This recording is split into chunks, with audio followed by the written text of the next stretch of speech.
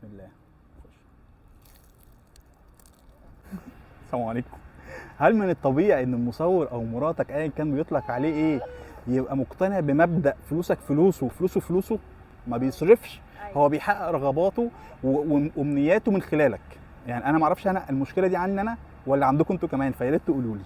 المهم قال لي انا عايز فطيره من عند عم شلتت اللي في شيراتون. قلت له انا مش رايح شيراتون تاني، مشوار ابن لذينه.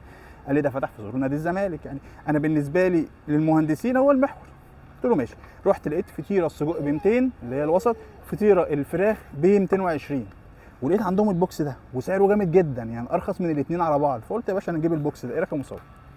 تحسها لوحه فنيه، لوحه فنيه.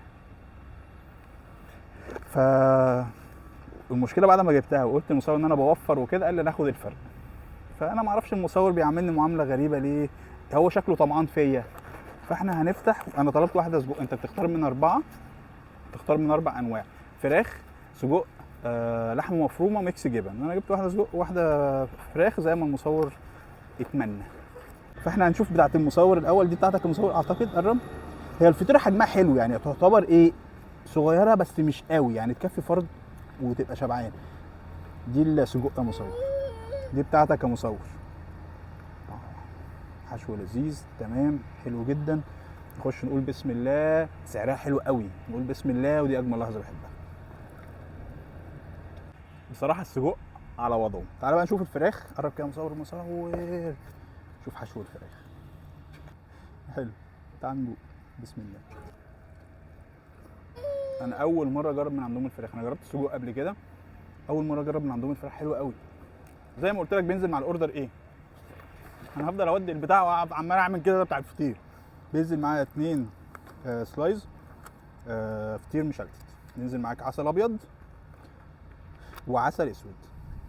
بص السلايز يا مصور مورق. فهنخش كده كده كده كده. عايز شويه طحينه ده. بسم الله. نخش. عايز اقول لكم كميه سمنه بلدي محطوطه. بص، لا لا لا بجد جامد. كل ده مصور ب 350 جنيه. يبقى احنا وفرنا. كنت هدفع 420 واخد 2 بس. لا يا باشا، احنا دفعنا 350 وخدنا كل ده وخدنا ده وخدنا ده. اشوفك فيديو جديد. قرب بس يا مصور كده. بص بص. اشوفك فيديو جديد. بص اسمع اسمع اسمع اسمع اسمع اسمع. انا القرمشه دي عارفها مصور.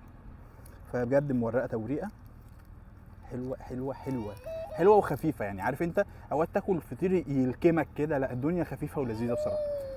فهل الموضوع يستاهل؟ بصراحه انا شايفه عرض لذيذ. تقول لي بطبل ما بطبلش، انا بالنسبه لي عرض